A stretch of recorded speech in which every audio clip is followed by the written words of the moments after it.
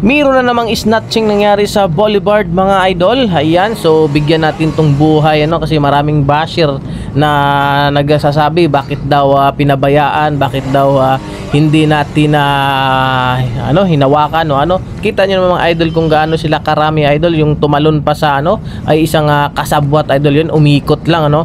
Kung ating hinawakan yung isang kasabwat niya mga idol, umikot lang sa harap din 'di ba? Kung nakikialam tayo diyan, tingnan niyo mga idol ulit, 'di ba? O pag hablot din yung isang kasama tumalon dun sa bakod ano, tapos umikot lang. Kung in case na nakialam tayo mga idol, may posibilidad na tayo ay lalapitan at tutulungan yung ating tinulungan din ano, kung kita nagsitalunan dito sa may truck. So marami sila idol. So sa mga lahat ng basher diyan na bakit daw hindi natin tinulungan, so depende po sa sitwasyon mga idol.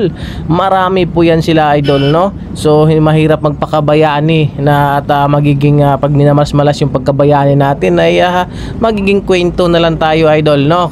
So mas mainam idol ay tayo magkwento sa inyo. Ako magkwento sa inyo ang nangyayari dito. Ayan, yan yung pinaka full na video ito mga idol na ating ginawa para sa inyo. Ito ay pinupost ko mga idol dahil awareness lang po at para maano ating mga kababayan, mga followers ko na pag dumaan kayo sa area na ito at pag matraffic na lugar ay kailangan yung isara no ang ating salamin ng sasakyan kung nakasasakyan man kayo. Kung katulad man kayo sa akin nakamotor ay kailangan yung mga bag natin ay talagang secure dahil hindi po safe sa Maynila mga idol.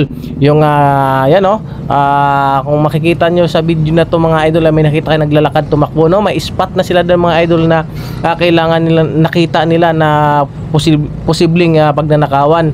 Ayun na nga idol ay nakita natin doon. So hindi lang yan sila isa mga idol. So nangyari na talaga na may naispatan sila na kanilang pagnanakawan ano at hinahablutan. So yun mga idol sa lahat ng basher, maraming salamat sa inyo. Sana nandito kayo na lang ang tumulong ano.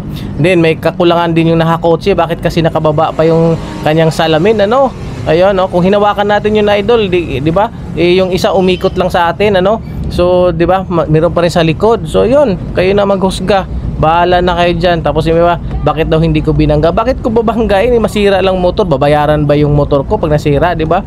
Mahirap magpakahiro sa ganitong pagsitwasyon mga idol ano. So yun lang ating masasabi nito idol. Maraming salamat at awareness lang ito ano sa kung kayo madaan sa Boulevard kasi umakyat sila, mainit sila sa routine mga idol, kaya umusog-usog sila ng pwesto. So maraming salamat mga idol. Keep safe everyone at pagpalang araw gabi sa inyong lahat no. Thank you very much.